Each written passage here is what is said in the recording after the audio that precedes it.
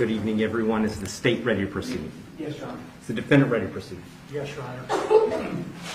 Sorry, it took me a little bit longer than anticipated, but there was a lot of information to consider. Let me just start by saying that, as multiple people have observed, that this is a particularly difficult case because there's really nothing that the court can do that's capable of fixing the harm that has been caused to the victims in this case.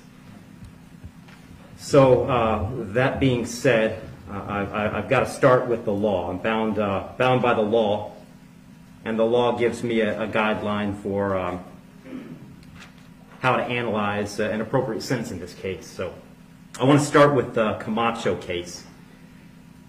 It's really the first thing I need to address is whether or not the court's going to depart from the minimum in this case, which is 222 months or approximately 18 and a half years in the Florida State Prison as a minimum.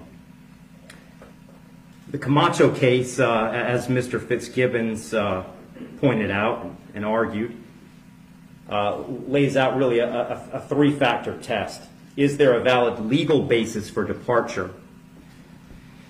Is there competent substantial evidence that the facts support an application? Or do the facts apply to the departure basis that is being asserted? To both of those questions, I answer those yes. There is a valid legal basis for departure, and there is competent substantial evidence that would support a departure. And really, I'd find that as to all of the departure bases argued, with the exception of the disparity argument.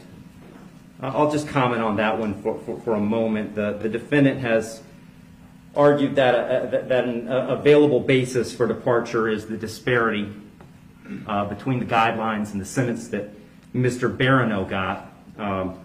I don't agree with that. I agree that disparity could potentially be an available legal basis for departure.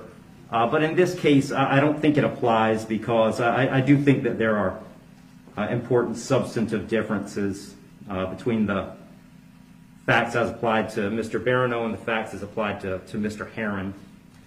The state's put those on the record. I won't elaborate on it too much other than to say I think that the difference, the age of majority for Mr. Herrin is one of those. But mostly I just think that the facts are different as between those two defendants. And so I don't believe that the facts in this case support that as a departure basis because I believe that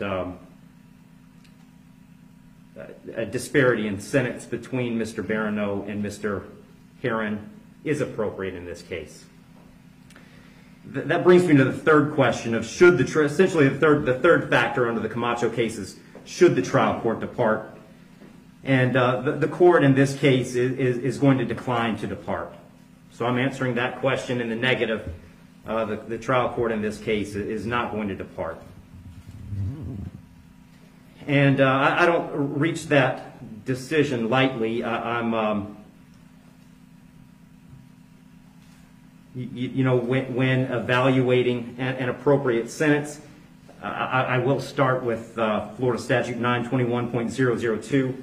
It was pointed out several times the primary purpose of the criminal punishment code in Florida is to punish. And I've got to take into account the severity of the primary offense and the circumstances surrounding the primary offense. When I take into account circumstances and severity, a lot of what I'm taking into account really when I sentence is intent and harm. And in this case, there wasn't any evidence, and nor does the court believe that there was any specific intent to do harm, in this case to the victims. But there was intent to drive at an egregious speed, 102 miles an hour, regardless of the consequences and regardless of who that ended up harming.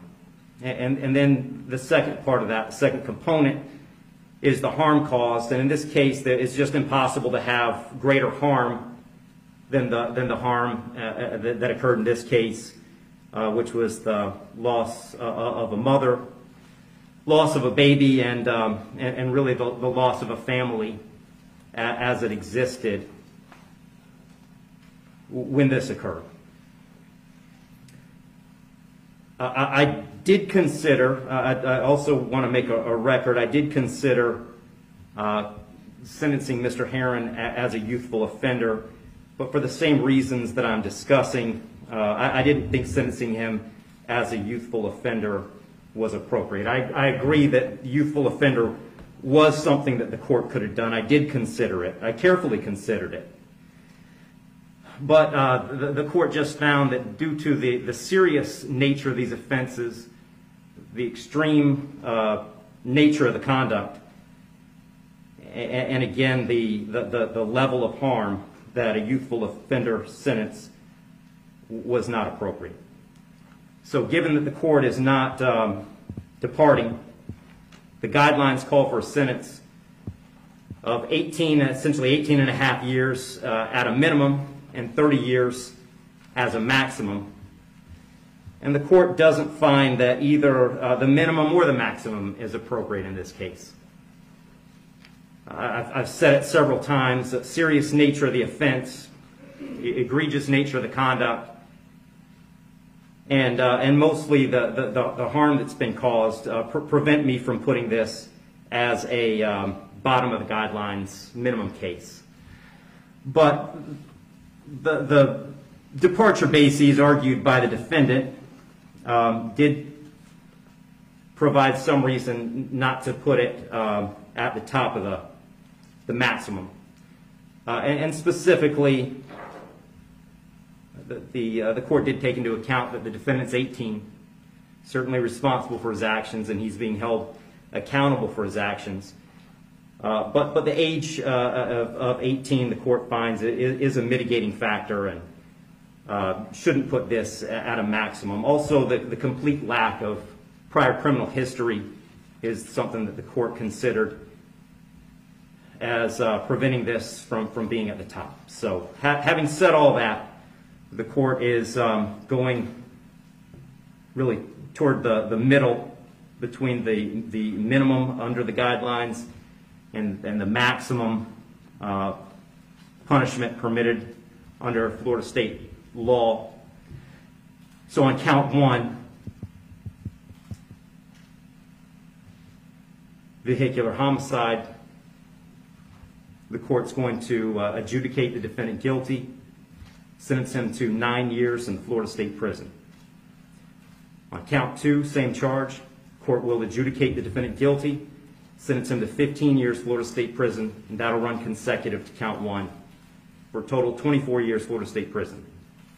Count three is a misdemeanor, unlawful racing on a highway, so the court will adjudicate the defendant guilty, sentence him to time served. Give credit for time served, I believe, 2 days. Court will impose mandatory court costs. Mr. Herrin, you have given up the right to appeal the determination of your guilt or innocence. You do have 30 days to appeal the sentence of the court. And I'll direct the bailiffs to take Mr. Herrin into custody.